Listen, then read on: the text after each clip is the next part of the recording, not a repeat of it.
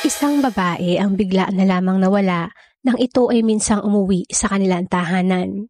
Bumilang pa ng halos 2 dekada nang siya ay natagpuan at naroon lamang pala sa kanilang sariling tahanan. Tara at ating buksan ang pahina ng krimen ng kaso ni Yasmina Dominic. Kamusta sa inyong lahat? Bago natin simulan ang ating kwento, kung bago ka pa lang po sa channel, please hit the subscribe button at pakipindot na din po ang notification bell para maging updated ka sa susunod nating kwento.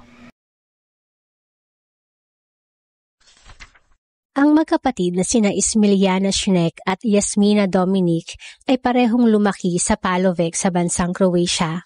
Si Ismiliana na ipinanganak noong 1974 ang panganay at 3 taon ang tanda sa kapatid na si Yasmina.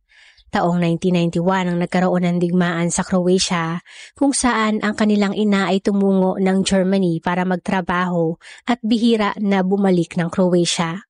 Ang kanilang ama naman ay madalas din na tumawid ng border sa kalapit na bansang Slovenia para sa kung ano-anong trabaho at naging manginginom. Dahil dito ang magkapatid ay lumaki na walang kaanong pangangalaga at gabay ng kanilang mga magulang at umasa lamang sa kanilang sarili at isa't isa. Kalaunan, ang panganay na si Ismiliana ay nagtapos ng high school, nakakuha ng trabaho bilang isang waitress at hindi na nagkaroon pa ng interes na palawigin pa ang pag-aaral. Hindi nagtagal, siya ay nagkaroon ng gambling addiction kung saan halos lahat ng sweldo niya ay napunta doon. Madalas din siyang umattend ng parties at sa minsang pagpunta sa party ay nakipagdutdutan sa isang lalaki kung saan siya ay nabuntis. Ipinagkalat ni Ismiliana na ang ama ng kanyang anak ay ang maituturing na pinakagwapo sa kanilang village at sa impormasyon na ito, ang nasabing lalaki naman ay itinanggi iyon at nagpa-DNA test pa kung saan napatunayan na hindi nga ito ang ama. Taong 1996 nang ipinanganak ang anak ni Ismiliana na walang ideya ang lahat kung sino ang ama. Sinasabing si Yasmina ay mahal na mahal ang kanyang pamangkin na ito, nataliwas naman sa naging turing ng lolo nito na kapag nalalasing ay madalas nasabihan ng masasakit na salita ang bata. Si Yasmina naman sa kabilang banda ay naging model student noong high school. Nagkaroon ng magagandang marka at nananalo pa sa sinasalihan itong kompetisyon. Taliwas sa kapatid na ayaw na mag-aral pa, si Yasmina ay nag-enroll sa isang economic school sa kabilang bayan na Zagreb. Sa pag-aaral na ito, siya ay nagpatuloy sa magandang reputasyon bilang isang mabuting mag-aaral at nagtrabaho sa isang cafe para tustusan ang kanyang pag-aaral at pauwi-uwi na lamang sa Palovec. Taong 1998 hanggang 1999 nang siya ay hindi na gaanong nakakauwi dahil sa nasabing pag-aaral at trabaho. Maituturing na pagdating sa magkapatid na Ismiliana at Yasmina, malaki ang pagkakaiba ng naging buhay nila, kung saan ang isa ay napariwara at ang isa naman ay may nakaabang na magandang kinabukasan. Kalaunan, ang magkapatid ay nagkaroon ng hidwaan at sa tuwing uuwi si Yasmina sa Palovec, madalas na mayroong pag-aaway. Sa pag-aaway na ito, si Yasmina ang palaging dehado. Na minsan nga, sa naging pag-aaway ng dalawa, ang buhok ni Yasmina ay sapilitang ginupit pa ni Ismiliana. Naging mas bihira na ang pagpunta ni Yasmina sa Palovec at taong 2000 nang siya ay muling nakitang umuwi doon at hindi na muling nakita pa. September 2000, ang ama ni na Ismiliana at Yasmina ay nagpunta sa police station para i-report si Yasmina na missing. Ayon dito, si Yasmina ay hindi makontak at nang tinanong kung bakit nagkagayon ay hindi nito ma-explain ang dahilan. Ayon dito, si Yasmina ay may balak na pumunta ng Paris para magtrabaho sa isang cruise ship kasama ng boyfriend na Japanese at may balak din na pumunta ng Germany para bisitahin ang ina nito. Hindi nito ma-explain kung bakit nito nasabi na nawawala ang anak na si Yasmina at dahil ang nasabing ama ay lasenggero at sobrang lasing nang pumunta sa police station, ang mga otoridad ay hindi gaanong binigyan ng pansin ang report nito. Ang pagkawala ni Yasmina ay kumalat na din sa kanilang komunidad dahil na din sa kanilang ama na madalas sabihin na maaring may hindi na magandang nangyari dito at maaring si Ismiliana ang may kagagawan niyon. Soon enough, ilang mga espekulasyon ang nagkalat sa nasabing pagkawala na ito. Base sa sabi-sabi ng ilan, si Yasmina daw ay nakatira na sa US o di kaya ay ibinenta sa isang human trafficking. Si Ismiliana naman, sa tuwing tatanungin sa kalagayan ng kapatid na si Yasmina, palagi nitong sinasabi na si Yasmina ay maayos na naninirahan sa abroad at nagpayo din na huwag paniniwalaan ang sinasabi ng kanilang ama dahil iyon ay sabi lamang ng isang lasing. August 2005, nasa 5 taon matapos na sinubukang i-report na missing si Yasmina, ang ina ng magkapatid naman na nasa Germany ay kinontak ng pamilya para pauwiin sa Croatia. Halos 5 taon na ang lumipas at saka lang talaga napagtanto na maaring mayroong hindi magandang nangyari sa dalaga. Bagamat sinubukan ng ama ng magkapatid na i-report ang pagkawala noon, dahil lasing noon, hindi naman iyon binigyan ng atensyon at walang ginawang investigasyon. Sa pagkakataon na ito, ang ina naman ang pumunta sa police station at August 16, 2005 nang nag-file ng missing report sa mga otoridad. Taliwas noon sa sitwasyon ng lasing na ama, ang ina naman ay maayos ang pakikipag-usap kaya iyon ay binigyan ng atensyon ng mga otoridad. Nang tanungin kung bakit umabot ng 5 taon, bago muling sumubok ang pamilya na i-report ang pagkawala ni Yasmina, ayon sa mga ito, ang kapatid nito na si Ismiliana ay mayroon daw kontak kay Yasmina at madalas sabihin na iyon ay maayos na naninirahan sa Paris. Sa ginawang report na ito, ang mga otoridad ay agad na umaksyon at nag-imbestiga. Gayunpaman dahil 5 taon na ang lumipas, walang gaanong nakatanda ng anumang suspicious na bagay ng panahon na yun. Ang dating dormitoryo ni Yasmina ay pinuntahan din, ngunit dahil matagal ng panahon ang lumipas, iyon ay malinis na ng mga gamit nito at okupado na ng iba. Ang bahay naman ng pamilya ay pinuntahan din para maghanap ng anumang letters, notes o diary na maaring naiwan ni Yasmina bago iyon nawala, ngunit wala silang napala. Base sa nakuhang impormasyon, si Ismiliana lamang ang tanging mayroong kontak kay Yasmina at iyon ay nagbigay ng suspisyon sa mga otoridad. Kaya si Ismiliana ay kanilang ginawa ng polygraph test, ngunit dahil sa isang sakit, ang resulta ng test na iyon ay unreliable. Wala ding anumang ebidensya na mayroon laban kay Ismiliana, kaya siya ay hindi na inimbestigahan pa. Sa impormasyon naman na si Yasmina ay naninirahan abroad, ang mga otoridad ay nag-issue ng Interpol notice ngunit wala pa din, hanggang sa tuluyan ng nabinbin ang kaso. Kalaunan, ang ina ni na Yasmina ay muling bumalik ng Germany at ang kanilang ama naman ay mas lalong nalulong sa alak hanggang iyon ay namatay sa cancer taong 2013. Bagamat walang lead, ang mga otoridad ay chinecheck pa din ang kaso ni Yasmina from time to time. Taong 2014, nang sila ay nakareceive ng isang report kung saan isang babae ang inatake at ninakawan ng 3 mga lalaki. Ang babae na yon ay si Ismiliana at sa ginawang investigasyon, ang pagnanakaw na yon ay imbento lamang pala. Sinasabing si Ismiliana ay naubos ang perang padala ng ina sa sugal at para itago iyon ay nag-imbento ng kwento. Si Ismiliana ay kinasuhan ng false police report at nabigyan ng 4 na buwang pagkakakulong at 1 taong probation. Bagamat may suspisyon na sila noon na ito ay may kinalaman sa pagkawala ni Yasmina, ang ginawang imbento nito ng kwento ay mas nagpatibay ng kanilang hinala.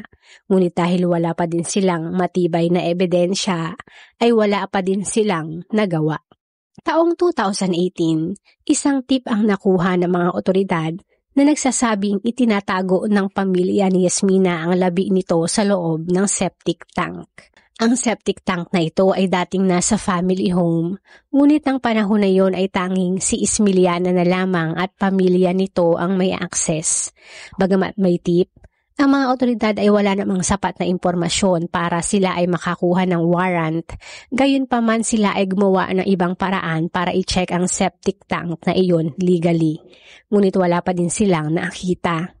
Sa loob ng halos 18 taon, isang haka-haka na lang ba at kwento ang nangyaring pagkawala ni Yasmina?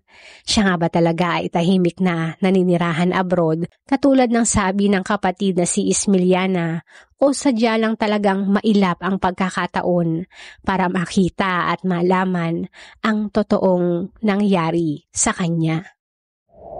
Dumating ang ika-15 ng Pebrero taong 2019, isang power outage ang nangyari sa Palovec at isa sa naapektuhan nito ay ang pamilya ni na Ismiliana. Noong panahon na yon, si Ismiliana ay nakatira kasama ng asawa nito at 3 mga anak at boyfriend ng panganay na anak ni Ismiliana.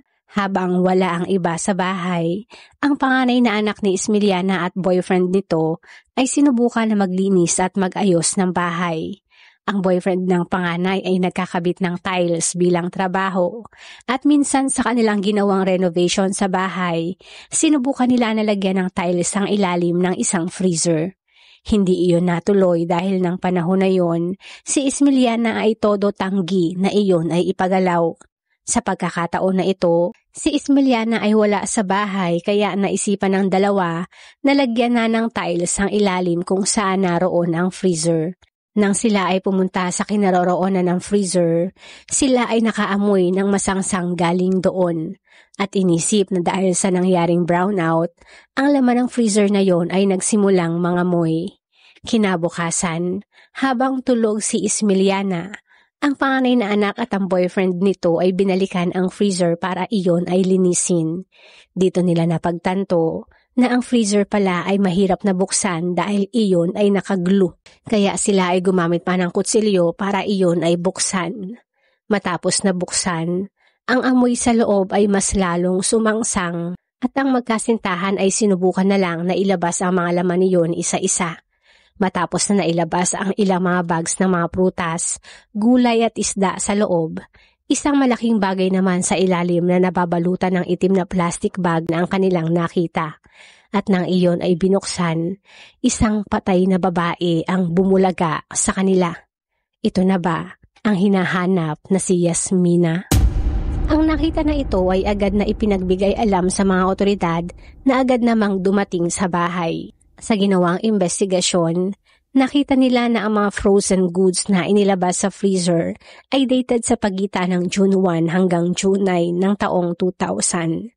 Matapos na nailabas ang katawan, nakita na iyon ay nakabalabal pa sa isang bulaklaki na tela. Ang parteng ulo ay binalutan ng nylon wrap at mayroon ding nylon na stocking na nakatali sa leeg nito at mga binti. Mayroon pa ding ilang mga produkto na nakita sa ilalim ng katawan na ang packaging date ay noong June ng taong 2000. Base sa mga ito, ang mga otoridad ay nag-conclude na ang katawan ay inilagay doon sa freezer bandang summer ng nasabing taon at hindi nagalaw sa loob ng 19 na taon. Hindi na nahirapan pa ang mga otoridad na i-identify ang biktima at iyon ay walang iba nga kundi si Yasmina. Ito ay nagtamo ng 5 malalaking sugat sa ulo. Ang mga otoridad ay hindi na nagpatumpik-tumpik pa at agad na inaresto si Ismiliana. Base sa pinagsasabi ni Ismiliana noon, si Yasmina ay may kontak sa kanya na obviously ay isang kasinungalingan. Sila ay nakakuha ng ilang fingerprints sa mga plastic bags sa freezer at DNA sample sa labi na parehong nagmatch kay Ismiliana. Si Ismiliana ay kwinestyon at ilang beses na sumailalim sa interogasyon kung saan iyon ay todo deny naman ng una, ngunit ng katagalan ay umamin din. Sinabi nito ng pasigaw na pinaslangan nito ang kapatid at iyon obviously ay dahil sa inggit. Ayon kay Ismiliana, si Yasmina ay meron ng lahat taliwas sa kanya na walang-wala. Isang araw ay muling nagpakita si Yasmina kung saan sila ay nag-away na naman at sa galit ni Ismiliana ay dumampot ng isang mabigat na bagay na ilang beses na inihampas sa ulo ni Yasmina. Kalaunan, ang pag-amin na ito ay itinanggi muli ni Ismiliana. Ang kaso ni Yasmina ay talagang naging kagulat-gulat at shocking higit lalo sa kanilang village. Halos hindi makapaniwala ang ilan, higit lalo ang kapamilya ng magkakapatid na si Yasmina ay naroon lamang pala sa kaparehong bahay kung saan sila nakatira. Ang iba ay nanghinayang at nag-isip kung mayroon ba silang dapat na nagawa na maaaring humantong sa pagkatuklas kay Yasmina ng mas maaga. Paano kaya kung hindi nag-brown out? Makikita pa din kaya si Yasmina? Ang trial sa kaso ni Yasmina ay nagsimula noong Oktubre ng kaparehong taon kung saan si Ismiliana ay hindi kumuha ng sariling abogado at mas pinili na ipagtanggol ang sarili. Ayon kay Ismiliana, sila ni Yasmina ay mayroong magandang relasyon at sa nangyaring pagpaslang ay walang motibo. Sa kabila ng ipinakitang kalungkutan sa korte, ang pinagsasabi ni Ismiliana ay hindi naman pinaniwalaan dahil mas nanaig ang ebidensya na mayroon at iyon ay ang nakuhang fingerprint at DNA sample na nagmatch sa kanya. Kalaunan, si Ismiliana ay nag-hire na ng lawyer na sa huli ay wala na ding nagawa para patunayan na siya ay inosente. June 2020, nang si Ismiliana ay napatunayang guilty at nabigyan ng 15 taon sa kulungan. Siya kalaunan ay nagpasa ng apela, ngunit nabigo at walang nagbago sa nakuhang sentensya. Bago isara ang ating pahina, shoutout po sa ilan sa ating manonood.